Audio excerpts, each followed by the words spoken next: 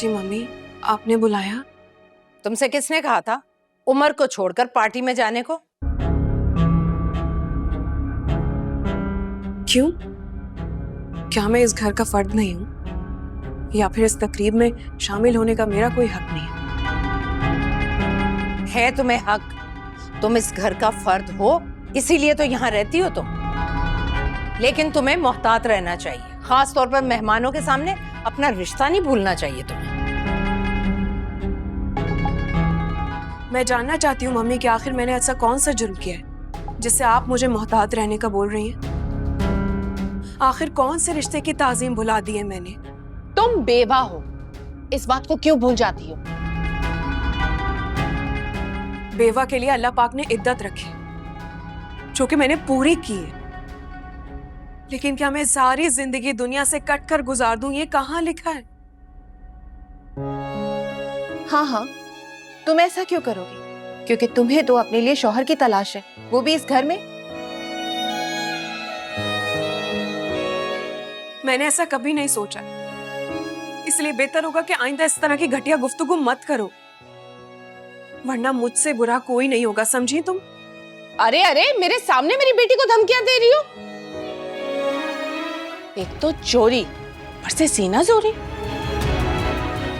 देख रही है बाजी, देख रही है इसकी हरकतें।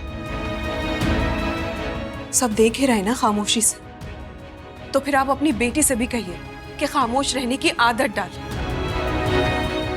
और दूसरों की किरदार कशी ना करे, वरना इसके खुद के लिए बुरा होगा। बाजी, ये धमकियां दे रही है, समझती क्या है खुद को?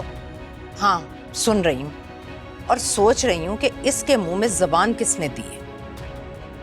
तुम्हारी शय पर आज ये लड़की हमारे मुंह को आ रही है अफान। ये मत भूलें कि मैं भी एक इज्जतदार घर से आई हूँ। मुझे मेरे माँ बाप ने बड़े छोटे की इज्जत करनी सिखाई है, और अगर कोई आपके साथ गलत करे तो अपने हक के लिए भी बोलना सिखाया है उन्होंने। मम्मी, एनी भाभी का हक बनता है कि वो अपने हक के लिए, अपने दिफा के लिए आवाज उठाए और आयमा से बोले वो सबके सामने, भाभी से माफी मांगे, वो भी अभी। मैं किस लिए माफी मांगू? सबूत दिखाया है मैंने सबको। और एनी, तुम जो इतना नाच रही हो ना, ये लो तुम भी देखो।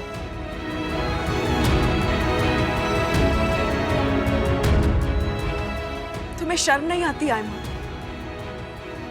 दूसरों की तस्वीरें छुपकर बनाते हुए और फिर उन्हें सबके सामने गलत रंग दे दिया तुमने। और आप क्यों नहीं इससे पूछती कि आखिर इसने क्या सोचकर ये पिक्चर्स बनवाई हैं? और वो भी उस वक्त जब मैं गिर रही थी। अफान क्या उसकी जगह कोई और होता तब भी कोई मुझे पकड़ सकता था, और सिर्फ इस बात को इसने इतना घटिया रंग दे दिया। इसका असली चेहरा सबके सामने आ गया तो मासूम बन रही है ये। सब जानते हैं तुम्हारी असली हकीकत। अपना मुंह बंद रखो आयमा। अगर मेरे किरदार पर उंगली उठाई ना तो मुझसे बुरा कोई नहीं होगा। मैं अपने किरदार पर किसी भी किस्म की कोई तोहमत बर्दाश्त नहीं करूंगी, और ये बात सब सुन ले। खत्म करो इस झगड़े को, अब कोई कुछ नहीं बोलेगा, बस। मैं उमर को लेके बाबा के घर जाना चाहती हूँ अभी। तुम कहीं नहीं जा रही हो, चुपचाप अपने कमरे में जाओ। सुना नहीं तुमने? मैं तुमसे कह रही हूँ अपने कमरे में जाओ। और घर को छोड़कर जाने का इतना ही शौक है तो ठीक है, जाओ, लेकिन उमर को छोड़कर।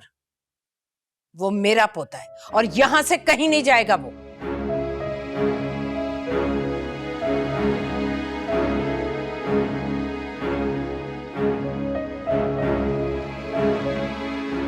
मम्मी, अच्छा फैसला किया आपने। क्या क्या कहा तुमने? अच्छा फैसला? मम्मी, ये अच्छा फैसला तब होता जब आयमा को इस बात पे तमाशा बनाने और एनी भाभी पे इल्जाम लगाने पे सजा दी जाती।